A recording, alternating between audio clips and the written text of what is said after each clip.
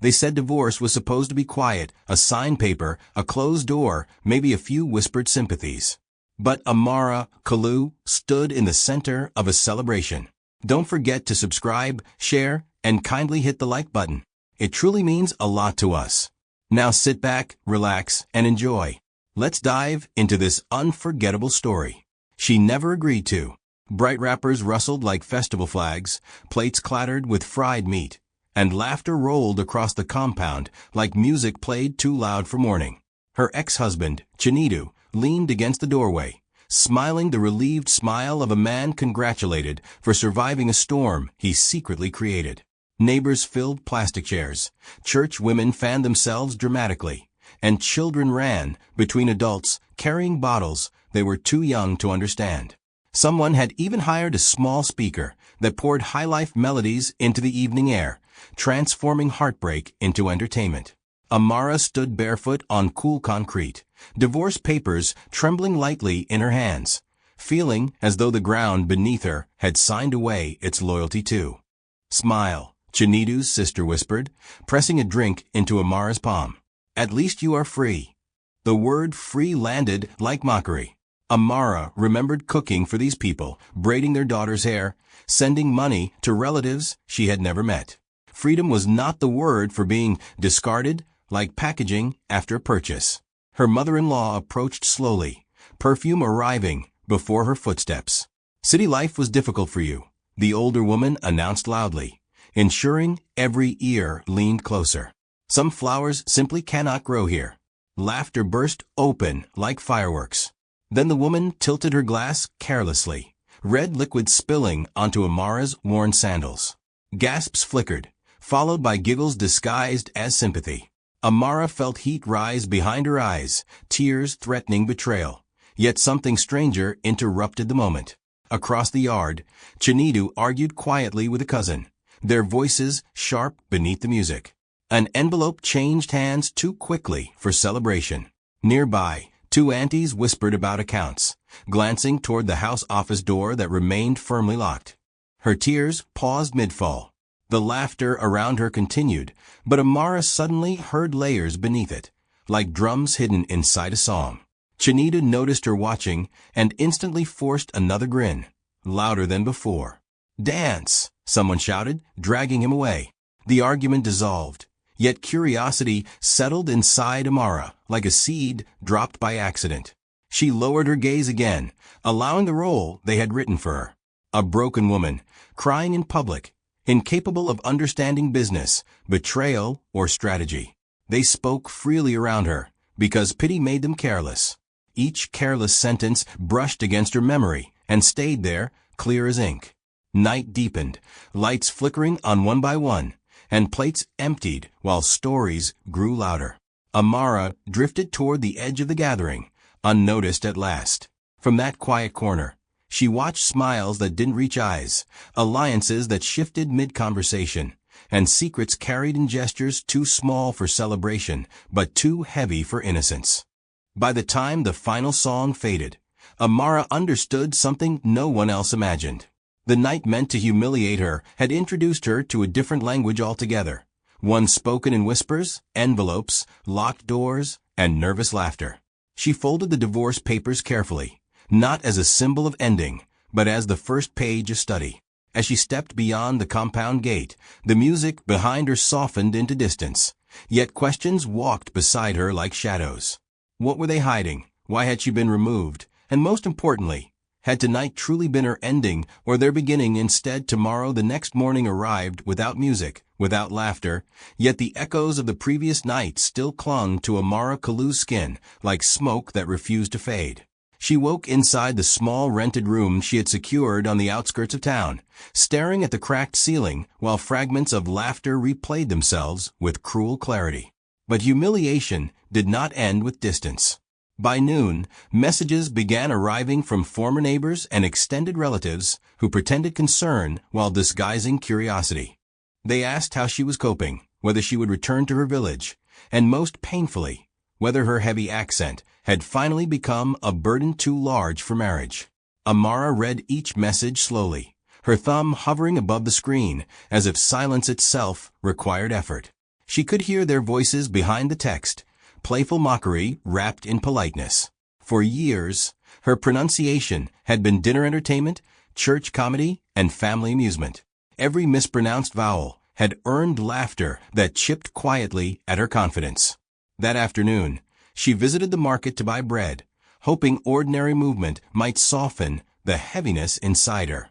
Instead, she encountered Chinita's cousin Ngozi, who greeted her with theatrical surprise. "Amara, you are still around." The question sounded harmless, yet its edges cut cleanly. Ngozi insisted on walking beside her, speaking loudly enough for nearby traders to listen. She mimicked Amara's speech playfully, repeating simple words in exaggerated tones until giggles floated from surrounding stalls. Amara smiled faintly, nodding as though participating in a joke she had memorized long ago. Then something unexpected happened. Ngozi began talking freely, complaining about family stress, business pressure, and arguments over money that had intensified after the divorce celebration. She mentioned meetings held behind closed doors and accused Chinita of hiding profits from siblings. Amara listened carefully, asking small questions that sounded like confusion rather than curiosity. "What accounts?" she asked softly. Ngozi laughed dismissively and waved her hand. "Nothing you would understand," she said, yet continued explaining anyway, detailing disagreements about property transfers and a lawyer who visited late at night. Each sentence settled into Amara's memory with surprising precision. She realized something profound in that moment. People revealed themselves most when speaking to someone they believed powerless. Ngozi's laughter was not cruelty alone. It was permission to be careless. They reached the bakery, and Ngozi finally drifted away, still smiling from the performance she believed successful. Amara purchased her bread and stepped back into the afternoon heat, heart beating with unfamiliar rhythm. The humiliation remained, yet it now carried a strange companion awareness. As she walked home, memories rearranged themselves into patterns she had never noticed before. The jokes, the corrections, the dismissive smiles. Whenever she spoke about finances, none of it had been random. Underestimation had been a doorway, one she had unknowingly walked through for years. That evening, Amara sat beside her window, repeating fragments of Ngozi's conversation until they felt permanent. Names, dates, accusations. The visiting lawyer, all tiny puzzle pieces drifting toward meaning. She did not yet know what picture they formed, but she sensed its weight already. Outside, distant music from another celebration floated through the warm air, reminding her how easily crowds could transform pain into spectacle. Amara closed her eyes briefly, breathing past the sting of remembered laughter. Tomorrow would bring more questions, more encounters, more opportunities to listen while appearing small. But as night wrapped around the quiet street, one thought refused to release her. If they still believed she understood nothing, how much more would they reveal before realizing the listener they mocked was becoming the witness they feared most of all? The house had always been loud, but Amara Kalu now understood that noise was not the same as honesty. Some of the most dangerous conversations in Chinita's family happened in lowered voices, behind half-closed doors, during moments everyone else dismissed as ordinary. 3 days after the market encounter, Amara returned to the compound under the pretense of collecting the last of her belongings. The afternoon sun baked the cement courtyard, and the gate creaked with familiar reluctance as she stepped inside. Nothing looked different, yet everything felt rearranged by knowledge she did not possess before. Chinita's mother greeted her with polite indifference, pointing toward the guest room where Amara's remaining clothes waited inside 2 modest bags. "Take what is yours," she said, already turning away, her attention absorbed by a phone call she carried toward the veranda. The dismissal granted Amara something more valuable than kindness, freedom to move unnoticed. Inside the guest room, Amara folded her dresses slowly, prolonging time as voices drifted down the hallway. At first, the conversation sounded casual, overlapping with the hum of a television. But then Chinita's voice sharpened, slicing through background noise with irritation. "I told you the transfer must happen before the audit," he said. Another voice responded, his brother Emeka. "You rushed the divorce. Now everyone is watching." Amara's hands paused mid-fold. the divorce, the audit. Words that did not belong together suddenly stood side by side, like strangers sharing secrets. She stepped closer to the slightly open door, her breathing instinctively quieting. You think keeping her here would help? Chinita snapped. She asked too many questions already. Amara's chest tightened, not from hurt, but from realization. Questions.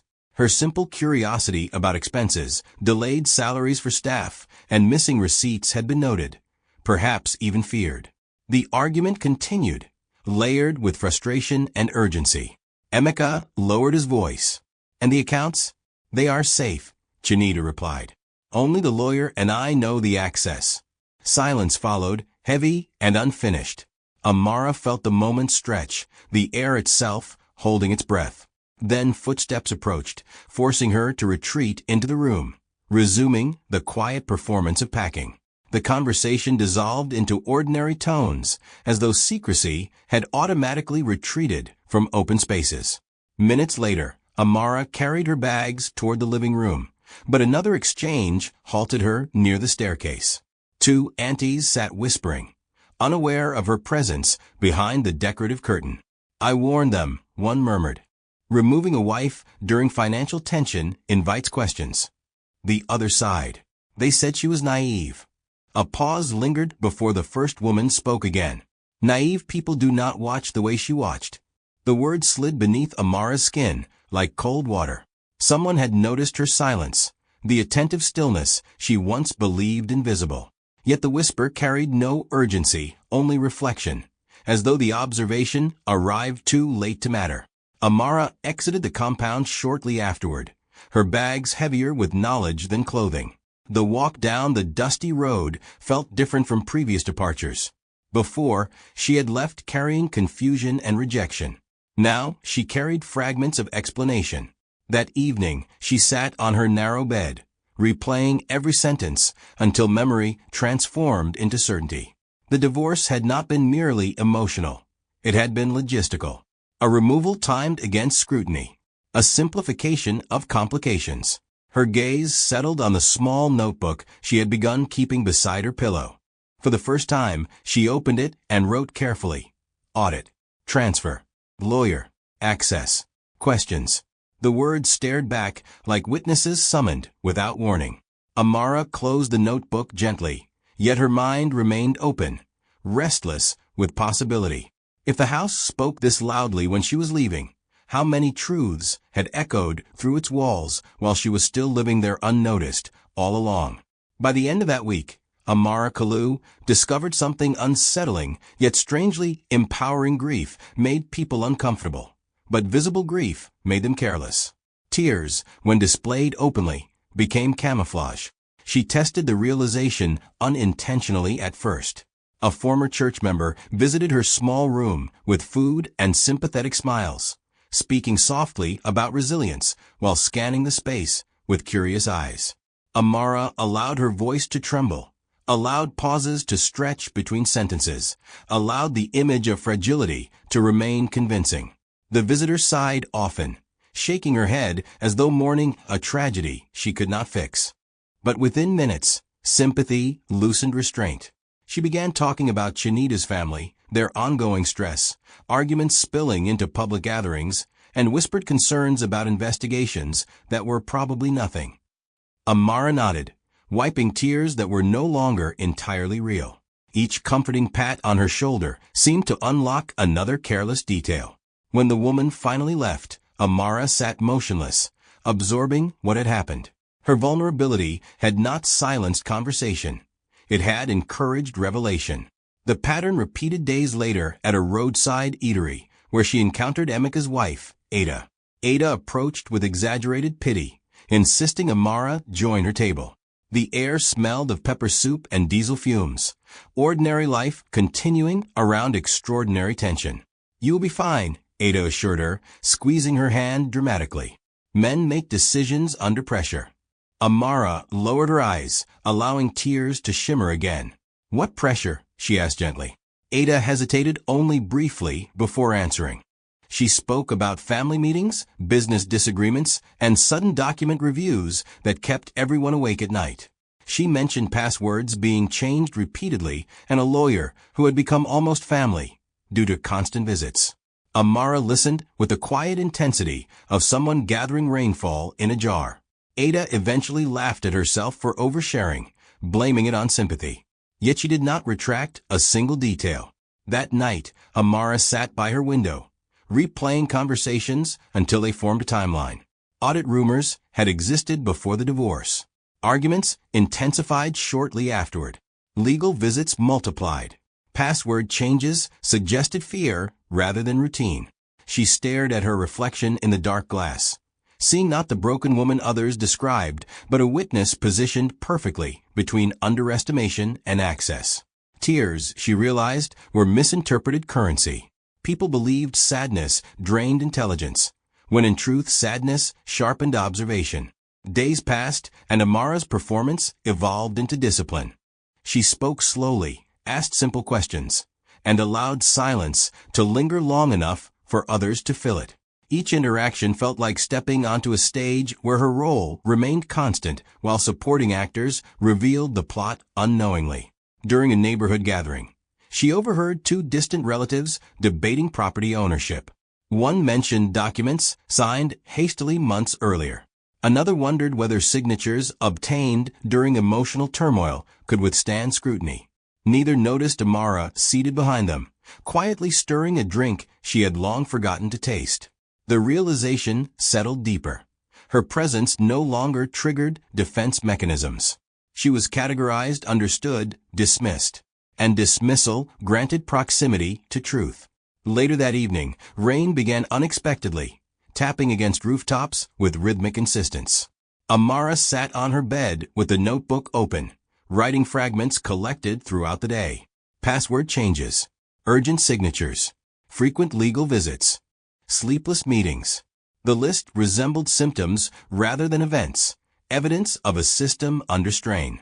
She closed the notebook and lay back, listening to rain blur the city into soft static. For the first time since the celebration, her tears returned unperformed, carrying both sorrow and clarity.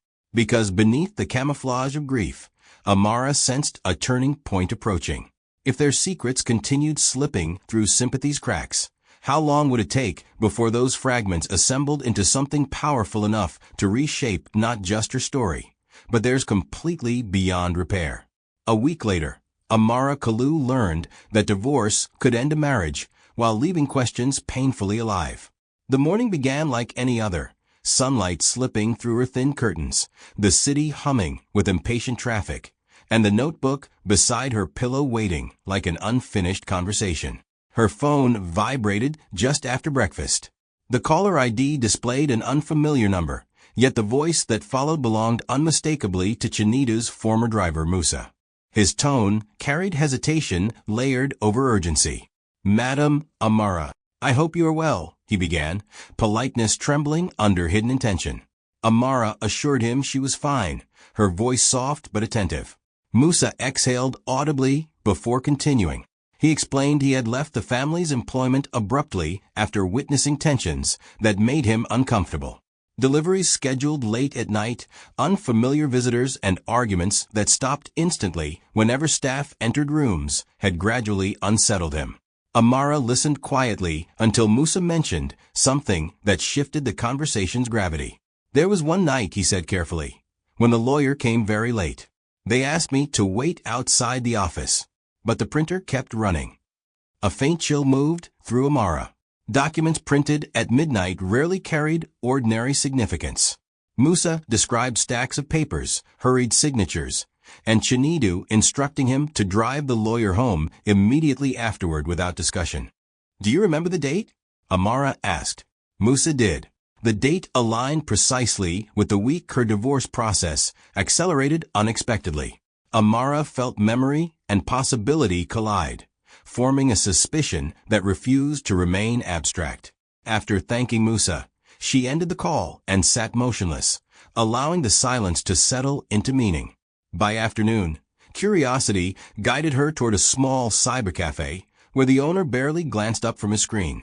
Amara rented a computer and searched public records with cautious persistence.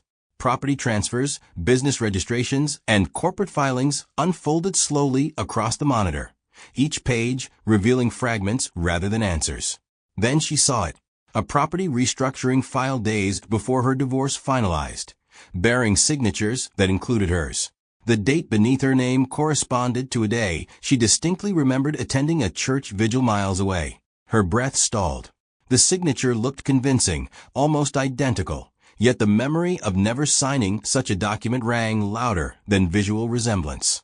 Amara printed the page, fingers trembling slightly as realization formed its sharp outline. The divorce had not merely removed her emotionally. It had repositioned assets legally. Her absence from the household had been synchronized with paperwork she never authorized. The discovery felt less like betrayal and more like erasure executed with administrative precision.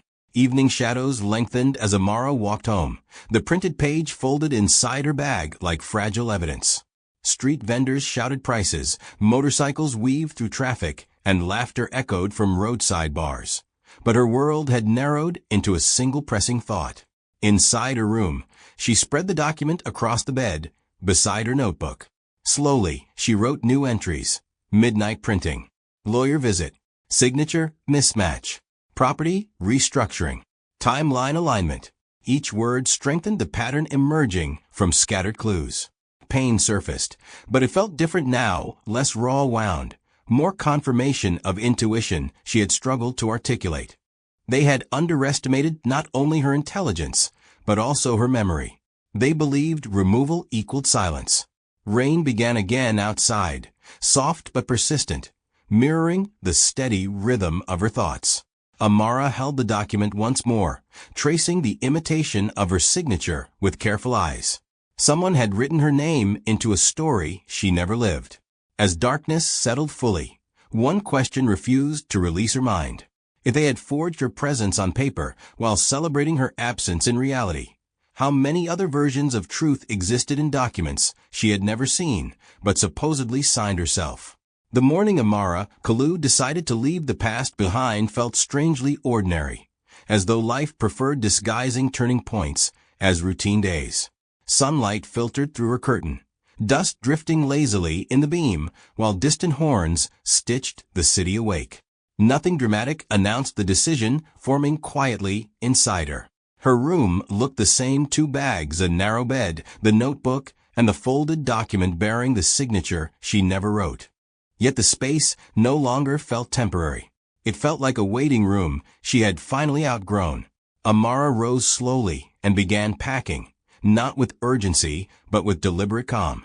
Each item placed into her bag symbolized closure rather than escape. The dress she wore during the divorce celebration, the sandals stained by spilled wine, even the plastic container from the church member who had pitted her artifacts of humiliation now transformed into evidence of survival. Her phone buzzed repeatedly that morning. Messages from acquaintances carried fragments of gossip, disguised as concern. Some asked whether she planned to remarry. Others advised forgiveness. A few simply sent emojis that required no emotional investment. Amara read them all without responding. Explanation felt unnecessary for a chapter she had already finished internally. By midday, she visited the small training center she had noticed weeks earlier during a walk home.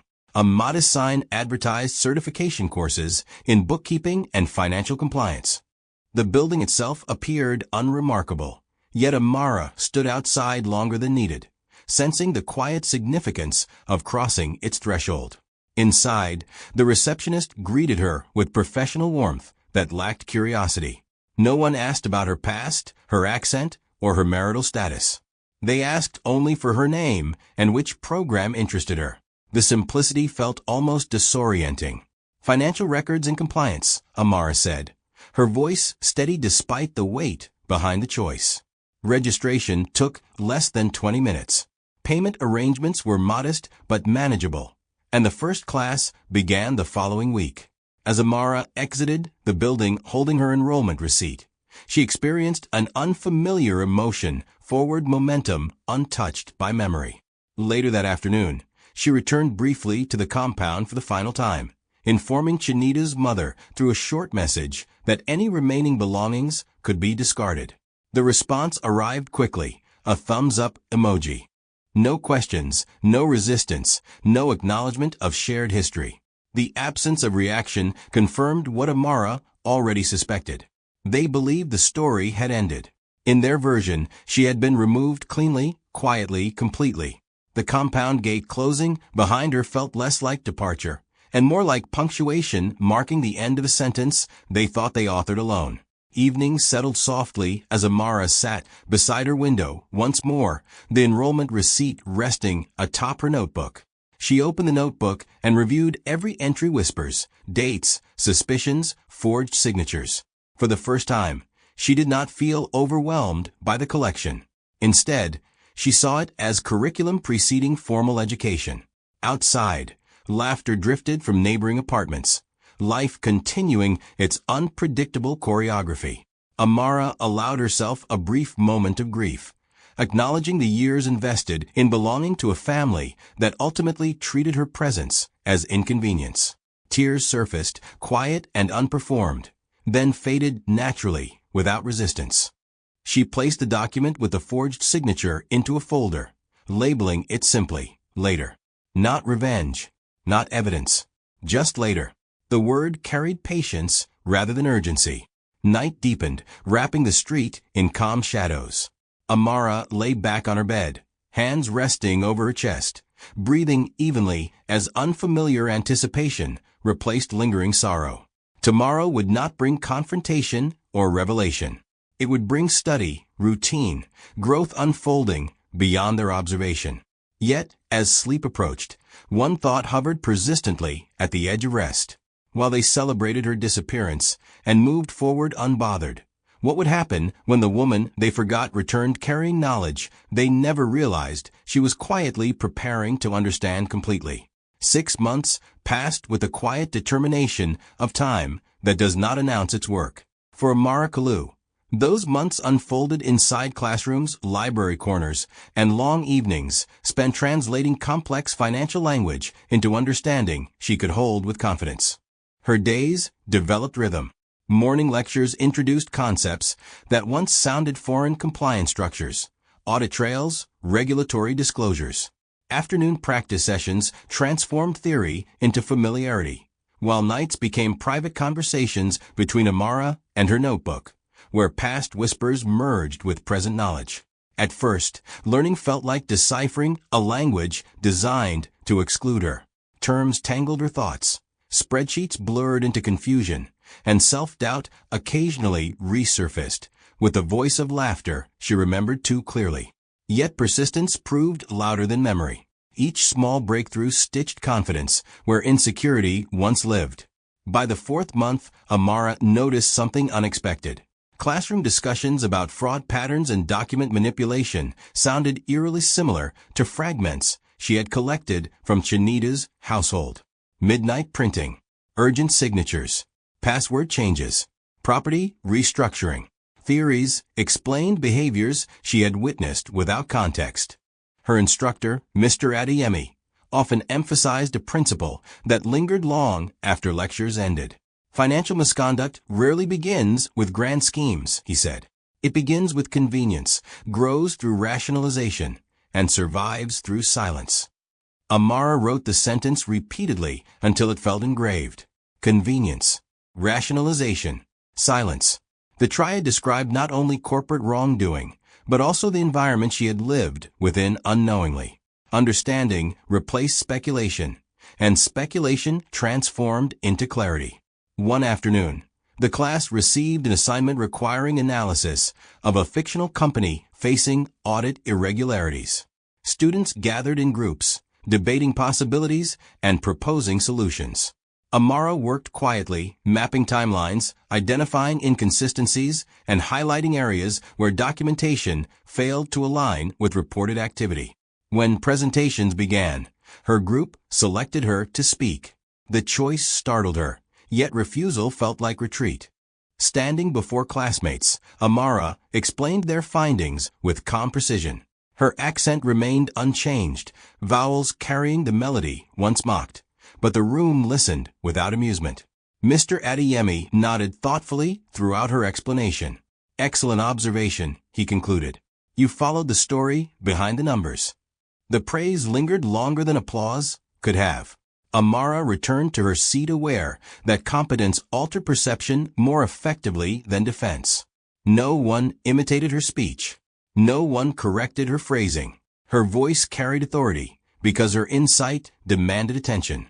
Weeks later, the training center hosted a networking seminar where local businesses sought consultants and compliance assistance. Attendees mingled cautiously, exchanging cards and cautious optimism. Amara stood near the refreshment table, observing interactions rather than forcing participation. Then she noticed a familiar surname on a presentation banner, a partner firm collaborating with Chinita's company. The realization arrived quietly but firmly, like recognizing a landmark from a distance. Paths she had left behind were intersecting with roads she now traveled. A representative from the partner firm approached attendees individually, discussing upcoming projects requiring temporary consultants. When he reached Amara, their conversation unfolded professionally, free of shared history or preconceived judgment. He described the role, its responsibilities, and potential exposure to multiple corporate environments. Amara listened carefully, heartbeat steady despite the irony unfolding beneath polite dialogue. Opportunity did not knock dramatically. It introduced itself through ordinary conversation. She accepted his card, thanking him with composed sincerity that concealed the magnitude of possibility forming internally. That evening, Amara walked home beneath streetlights, glowing like patient witnesses. The card rested inside her bag, its weight disproportionate to its size. 6 months earlier, she had left carrying questions and fragments. Now she carried credentials, understanding, and proximity to spaces once closed to her awareness. As she reached her door, unlocking it with familiar motion, one realization settled unmistakably into place. If her new path gradually led back into the orbit of people who believed her story had ended, how long would it take before they encountered not the woman they dismissed, but the professional they never imagined she could become? The first rumor arrived quietly, almost politely, like a visitor unsure whether it was welcome. Amara Kalu heard it during a routine afternoon at the consulting firm, where she had recently begun assisting with compliance reviews. 2 employees spoke near the printer, their conversation hushed but impossible to ignore. I heard their accounts are under review again, one murmured. The family business? The other asked. A nod followed, accompanied by the soft shuffle of printed pages. Internal concerns, apparently.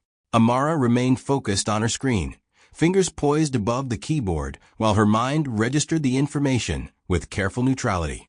She did not turn, did not react, did not acknowledge recognition stirring beneath professional composure. Rumors required patience, not excitement.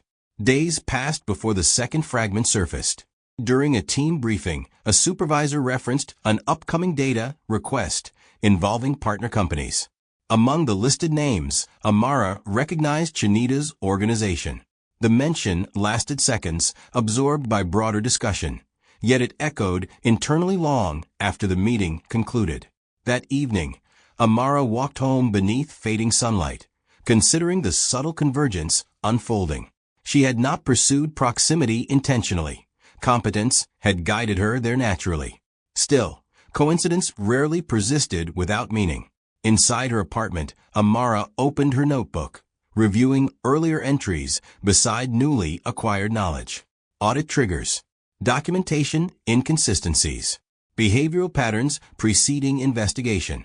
Concepts once theoretical, now aligned with real individuals whose voices she still remembered vividly. The third sign arrived through email, a standard request to compile preliminary documentation summaries for several clients. The task carried no investigative authority, only organizational responsibility. Yet the folder bearing Chinita's company name rested among assignments awaiting review. Amara opened it carefully, maintaining professional detachment as spreadsheets, correspondence logs, and compliance checklists filled her screen. She searched not for confirmation of suspicion, but for coherence within presented information. Patterns emerged gradually rather than dramatically. Missing attachments, repeated revisions, explanations that answered questions no one had formally asked. She documented observations neutrally, submitting them alongside other assignments, without commentary. Truth required no embellishment. Clarity alone possessed momentum. Still, a quiet awareness accompanied her actions, the understanding that each accurate notation functioned like a drop of invisible ink accumulating toward visibility. Meanwhile, within Chinita's family, tension began surfacing publicly. Social media posts once filled with celebrations shifted toward motivational quotes about resilience and loyalty. Gatherings grew smaller. Conversations ended abruptly when unfamiliar faces approached. Amara observed from distance, not physically present yet perceptive through subtle indicators. Rumors circulated among mutual acquaintances, describing disagreements escalating into accusations. Financial strain intertwined with interpersonal distrust, eroding foundations previously masked by prosperity. Weeks later, news reached her through an unexpected source: Ngozi's voice message, recorded late at night and saturated with frustration. Ngozi complained about siblings questioning one another, documents disappearing, and lawyers refusing calls. The message contained no awareness of its recipient's evolving position. To Ngozi, Amara remained harmless, irrelevant, safe for unfiltered venting. Amara listened once, then archived the message without reply. Emotional involvement risked contaminating objectivity. She neither celebrated nor intervened. Observation remained her discipline. Rain fell heavily that night, drumming against rooftops with persistent rhythm. Amara stood by her window, watching water blur streetlights into trembling reflections. Somewhere beyond the rain, relationships unraveled under the weight of emerging truths. She thought about poison, how its effectiveness often depended on dosage rather than intensity.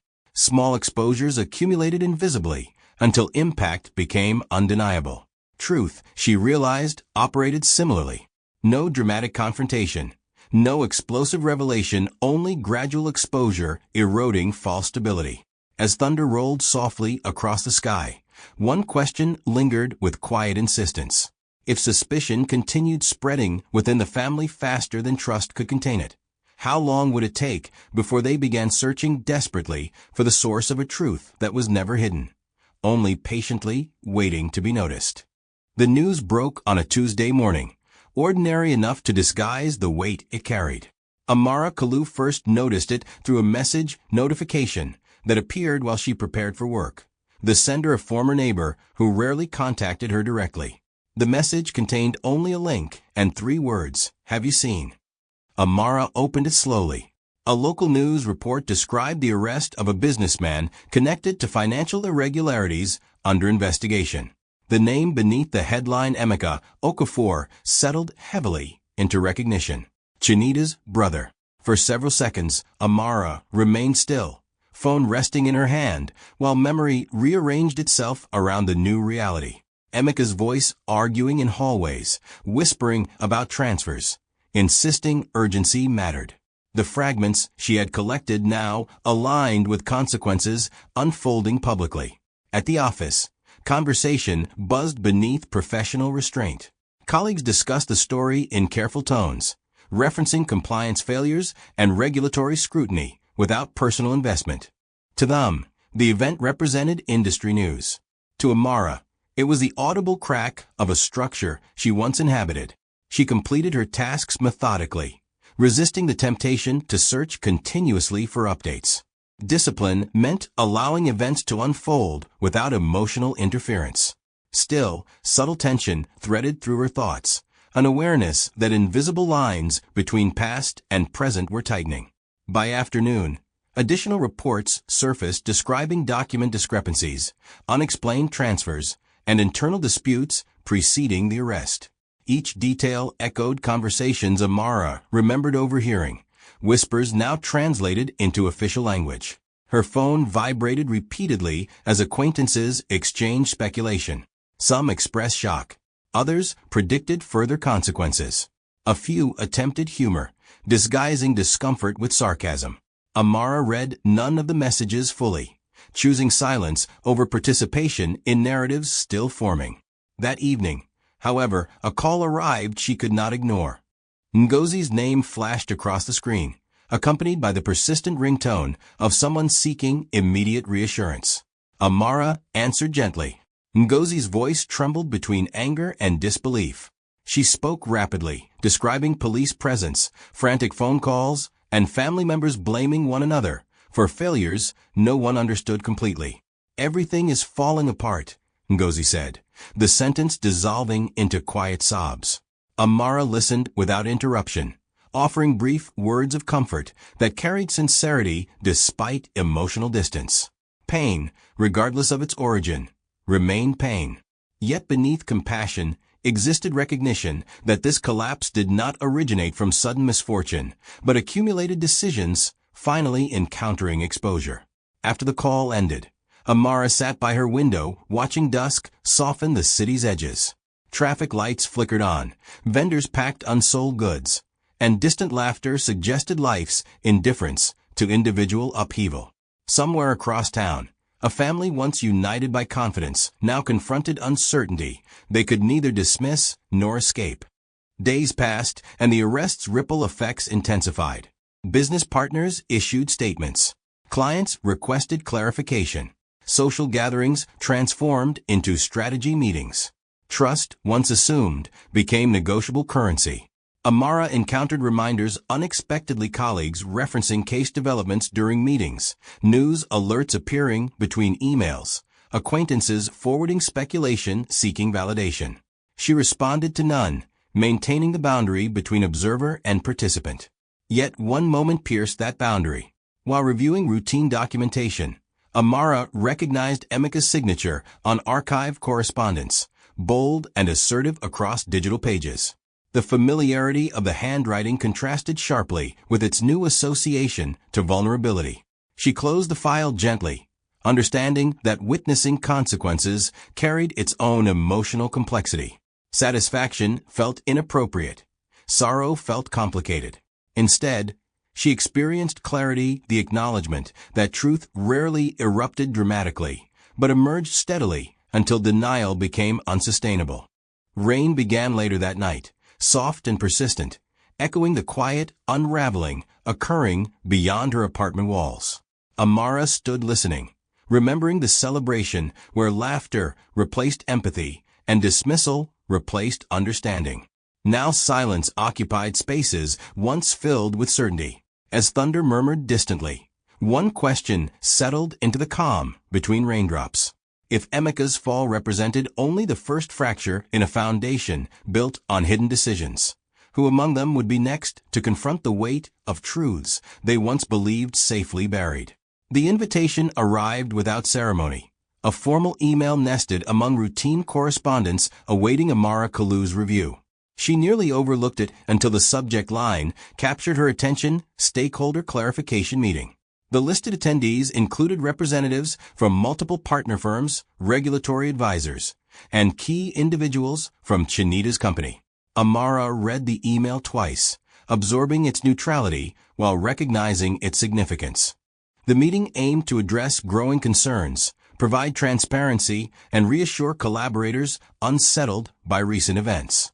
Her presence was requested in a supporting capacity, responsible for documentation and procedural oversight. For several minutes, Amara sat motionless, the screen's glow reflecting faintly in her eyes.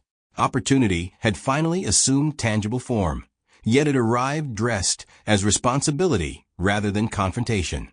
She accepted the assignment with professional acknowledgement, resisting any impulse to interpret the moment as personal culmination.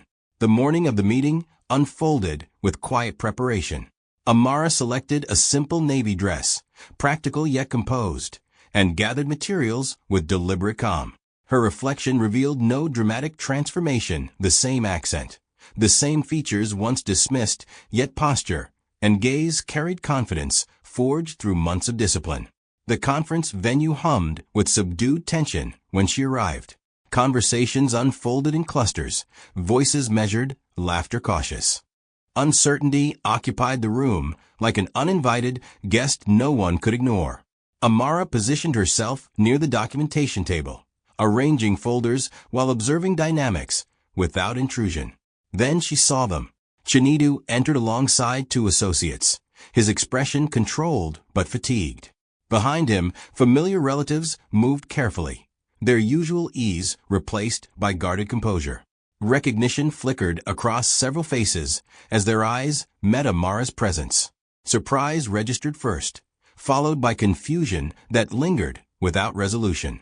The meeting commenced promptly. Presentations outlining compliance reviews, procedural clarifications, and strategic responses to ongoing scrutiny. Amara recorded proceedings attentively, her focus anchored in responsibility rather than memory. Yet awareness persisted, a quiet acknowledgement of intersecting timelines converging within a single room.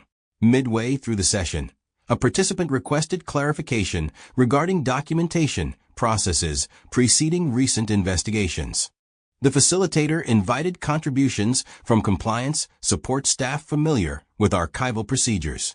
For a brief moment, silence hovered before Amara's name was mentioned. She rose slowly, heart steady despite the weight beneath the moment. Approaching the front, Amara addressed the room with measured clarity, explaining standard documentation flows, verification checkpoints, and common indicators of procedural vulnerability. Her voice carried calm authority, each word deliberate yet unforced. Recognition deepened among those who knew her past. The accent remained unchanged, its cadence once mocked now delivering insight impossible to dismiss. No laughter accompanied her speech. No corrections interrupted her explanation. Only attentive silence affirmed the shift perception had undergone. Amara concluded succinctly and returned to her seat, pulse steady, expression composed. The meeting resumed, yet the atmosphere felt subtly altered. Awareness replaced assumption. The woman once perceived through limitation now existed within competence. After the session ended, participants dispersed into smaller discussions. Chinedu approached cautiously, hesitation visible in the distance he maintained. For several seconds, neither spoke. Finally, he offered a restrained greeting, voice softer than memory recalled. "You have done well," he said. Amara nodded politely, acknowledging the comment without invitation for elaboration. Their exchange remained brief, professional, unfinished. No accusation surfaced. No emotional history demanded recognition. Silence communicated boundaries words might complicate. Outside the venue, evening sunlight stretched across pavement, casting elongated shadows that blurred distinction between past and present. Amara paused before departing, inhaling deeply as the day settled into memory. She had not confronted them, corrected them, or defended herself. She had simply existed within truth visible to all. As she walked toward the waiting street, one realization accompanied her steps. Recognition had begun, regret flickering quietly behind familiar eyes. Yet if awareness represented only the opening chapter of consequence, how long would it take before acknowledgement transformed into the apologies they once believed unnecessary? Apologies rarely arrive dramatically. They appear gradually, uncertain of their welcome, carrying hesitation heavier than the words themselves. Amara Kalu noticed the shift days after the stakeholder meeting, when silence around her past began transforming into cautious outreach. The first message came from Ada, Emeka's wife. It appeared late at night, brief yet weighted with unspoken context. "I hope you are well. I have been thinking about you." No direct apology, no explanation, only the quiet admission of reflection. Amara read the message twice before placing her phone aside, without responding. Some conversations required readiness on both sides. The following morning, another message appeared, this time from a church elder who once encouraged patience during her marriage struggles. He spoke of recent events with solemn disappointment, expressing regret that the community had misunderstood her circumstances. His words carried sincerity but also distance, as though accountability remained abstract rather than personal.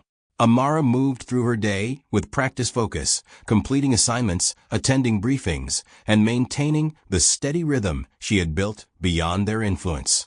Yet beneath routine, emotional currents shifted subtly. Recognition from others did not erase memory, but it reframed isolation she once believed permanent. By afternoon, a call arrived she could not easily ignore. Chinita's mother. The name illuminated her screen like a forgotten chapter reopening unexpectedly. Amara allowed the phone to ring once more before answering, her greeting calm but cautious. The older woman's voice lacked its former authority, softened by exhaustion and something resembling humility. She spoke slowly, pausing often, as though navigating unfamiliar emotional terrain. She mentioned Emika's situation, family strain, and sleepless nights filled with reconsideration of past actions. "We may have been unkind," she said finally, the phrase fragile yet significant. Amara listened quietly, recognizing the effort embedded within partial acknowledgement. Full accountability rarely emerged immediately. It approached in fragments shaped by pride, fear, and regret learning coexistence. "I hope you have found peace," the woman added, voice trembling slightly. Amara responded gently, expressing appreciation for the call without extending conversation beyond its natural limit. Forgiveness, she understood, differed from accessibility. Ending the call, she felt neither triumph nor resentment, only the complex stillness accompanying emotional evolution. That evening, rain returned, tracing familiar patterns against her window, while city lights shimmered through water-streaked glass. Amara sat beside her notebook, turning pages filled with observations that once represented confusion, but now resembled completed lessons. Her phone vibrated again, this time with multiple notifications arriving almost simultaneously. Ngozi's message expressed embarrassment for past behavior. A cousin shared memories of Amara's kindness previously overlooked. Even Musa sent greetings, relieved to see her stability amid unfolding turmoil. The convergence felt surreal, apologies layering like echoes arriving after sound had already faded. Amara read each message carefully, acknowledging sincerity where present while resisting the impulse to rewrite history into something gentler than reality. Regret belonged to those experiencing it. Her responsibility remained understanding its presence without absorbing its weight. Later, she walked outside beneath the softened drizzle, allowing cool air to settle thoughts too complex for indoor containment. The street remained quiet, puddles reflecting fragmented streetlights, like scattered memories awaiting interpretation. Amara considered forgiveness not as absolution granted to others, but as freedom granted to herself, release from carrying emotional residue longer than necessary. Yet release did not mandate reconciliation. Distance could coexist with compassion. Closure could exist without reunion. Returning home, she placed her phone face down, choosing rest over continued engagement with incoming remorse. Apologies might continue arriving, some sincere, others motivated by circumstance rather than reflection.